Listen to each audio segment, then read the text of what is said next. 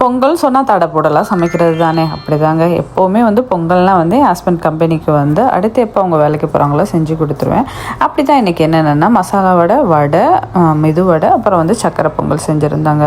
ஏன்னா பாதிவங்க இந்தியா போயிருப்பாங்க, பாதிவங்க இந்தியா போகாமல் இருப்பாங்க. இந்தியா போகாதவங்க கொஞ்சம் ஃபீல் பண்ணுவாங்க, ஹோட்டலில் போய் தானே சாப்பிட முடியும். அதே வீட்டில் உள்ளவங்க ரொம்ப தோணுவாங்க. எனக்கு நான் கல்யாணம் ஆகி சிங்கப்பூருக்கு எப்போ வந்தனோ அப்போலேருந்து பொங்கல் ஒரு வருஷம் உடச் பண்ணாமல் நான் உங்கள் கம்பெனி ஃப்ரெண்ட்ஸுக்கு தோணுவேன். பொங்கல் மாத்திரம் இல்லை, எல்லா ஃபெஸ்டிவல் இருந்தாலுமே செஞ்சு கொடுத்து விட்டுருவேன். அதே மாதிரி நான் சவுதியில் இருக்கும்போது செஞ்சு கொடுத்தேன். அந்த மெமரிஸ்னால் எனக்கு ரொம்ப ஹாப்பியாக இருக்கும். அவ்வளோ ரசித்து சாப்பிடுவாங்க. நம்ம பொங்கல் டயத்தில் நம்ம வந்து செஞ்சு கொடுக்குற எல்லாமே ரொம்ப பிடிக்கும். எல்லாம் செஞ்சு முடிச்சுட்டு அதில் உள்ள தண்ணி எப்போவுமே கண்டுக்கு தாங்க விடுவேன். அப்புறம் பாத்திரம் எல்லாம் விளக்கி முடிச்சுட்டு ஹஸ்பண்ட் எப்போவும் 6 மணிக்குனா வீட்டிலேருந்து போயிடுவாங்க. கொஞ்சம் சீக்கிரம் இருந்துச்சு, எல்லாம் செஞ்சனால டக்குன்னு காலையிலே எல்லா வேலையும் முடிஞ்சிருச்சு, எனக்கு கொஞ்சம் ஈஸியாகவே. அப்புறம் ஃப்ரெண்ட்ஸுக்கு எல்லாருக்கும் வந்து வடை, மெதுவடை எல்லாம் ஷேர் பண்ணிவிட்டு ஒரு நல்ல ஒரு வெத்தலை டீ போட்டு குடிச்சிட்டு ரிலாக்ஸாக இருந்துச்சுங்க.